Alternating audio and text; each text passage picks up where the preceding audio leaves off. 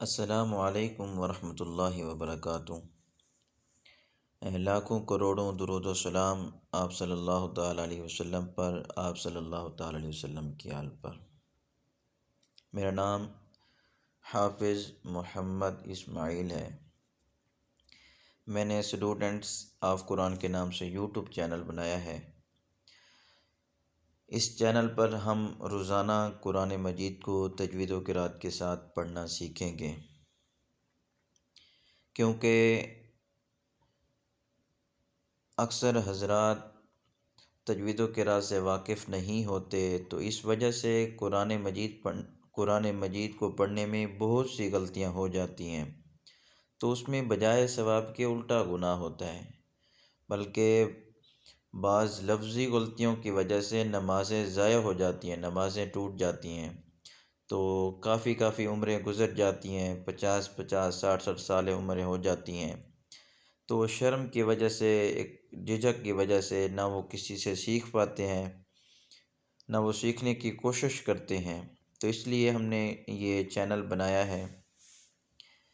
اس میں ہم روزانہ کی بنیاد پر قرآن مجید کو سیکھیں گے، تو آپ روزانہ ہماری ویڈیو کو شروع سے لے کر آخر تک ضرور دیکھا کریں۔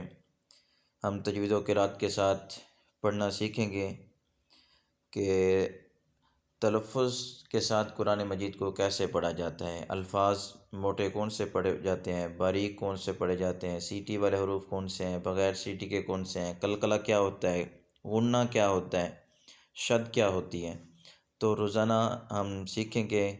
آپ روزانہ کی بنیاد پر ہمارے ویڈیو کو شروع سے لے کر آخر تک ضرور دیکھا کریں۔ تو چلیں ہم آج کی ویڈیو شروع کرتے ہیں۔ اعوذ باللہ من الشیطان الرجیم، بسم اللہ الرحمن الرحیم۔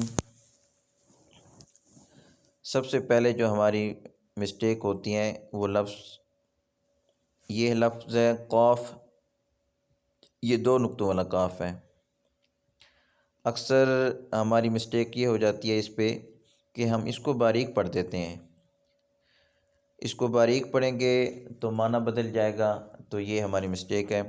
تو پڑھتے وقت خاص اس کا ضرور خیال رکھا کریں۔ اس کو پڑھنا ہے قل قل۔ آگے لفظ آتا ہے حمزہ عین۔ اکثر ہماری یہاں پہ دوسری مسٹیک یہ ہوتی ہے کہ ہم یا تو حمزہ کو چھوڑ دیتے ہیں اور آگے عین کو کھینچ کر بھی نہیں پڑھتے۔ جو حضرات تجوید و قرأت سے ناواقف ہوتے ہیں وہ اکثر اس لفظ کو قل اعوذ اس طرح سے پڑھ دیتے ہیں، تو یہ غلط ہے۔ حمزہ کو اور عین کو ایک تو علیحدہ کر کے پڑھنا ہے، دوسرا عین کو تھوڑا سا کھینچ کے پڑھنا ہے۔ قل اعوذ اعوذ قل اعوذ۔ ذال کو آگے باریک پڑھتے ہیں اور بغیر سیٹی کے ادا کرتے ہیں، اس کا بھی خیال رکھنا ہے۔ قل اعوذ برب الناس۔ با پر بھی ہماری یہ مسٹیک ہو جاتی ہے کہ جو حضرات پڑھے ہوئے نہیں ہوتے تو برب الناس، وہ با پر شد ہے، جو مشدد حروف ہوتا ہے وہ 2 بار پڑھا جاتا ہے، تو یہاں را باز بر رب، با نون زیر بین، برب الناس۔ تو پھر سے ہم اس کو رپیٹ کرتے ہیں، قل اعوذ برب الناس۔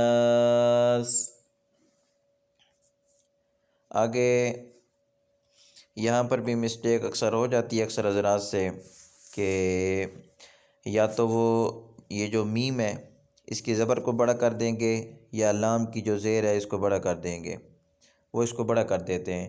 یہاں پر بھی ہم نے اس چیز کا خیال رکھنا ہے کہ میم کو بھی بڑا نہیں کرنا اور لام کو بھی بڑا نہیں کرنا۔ مالی لوگ پڑھ دیتے ہیں مالی یا مالی، یا اس طریقے سے پڑھ دیتے ہیں، تو یہ غلط ہے۔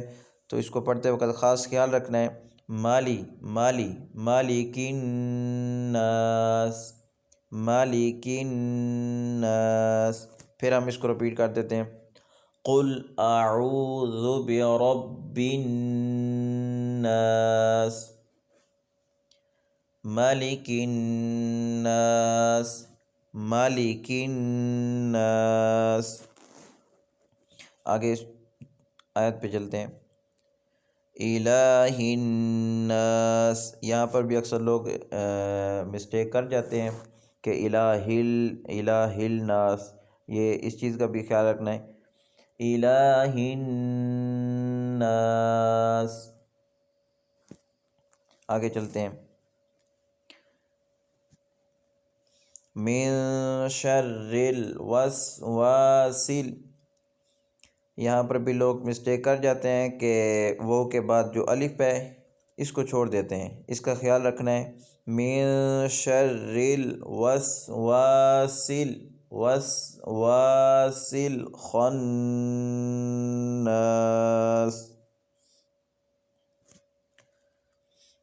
آگے الذی یوسوس. یہاں یوسوس پہ بھی اکثر حضرات کی یہ غلطی کر جاتے ہیں کہ سین کو بڑا کر دیتے ہیں. سین کی جو پیش ہے اس کو تھوڑا سا بڑا کرتے ہیں تو یہ مد پیدا ہو جاتی ہے. تو اس کو بڑا نہیں کرنا. الذی یوسوس فی صدور. صاد پر بھی اکثر حضرات یہ غلطی کر جاتے ہیں. صاد کے اوپر پیش کی بجائے وہ زبر پڑ جاتے ہیں. صادو پڑ جاتے تھے. تو یہاں پر بھی ہم نے اس چیز کا خیال رکھنا ہے.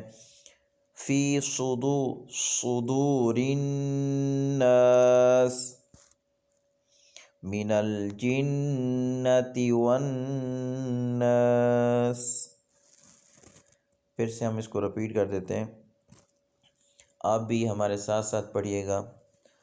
قل اعوذ برب الناس ملک الناس الہ الناس الہ الناس من شر الوسواس الخناس الذي يوسوس في صدور الناس من الجنة والناس. صدق الله العظيم.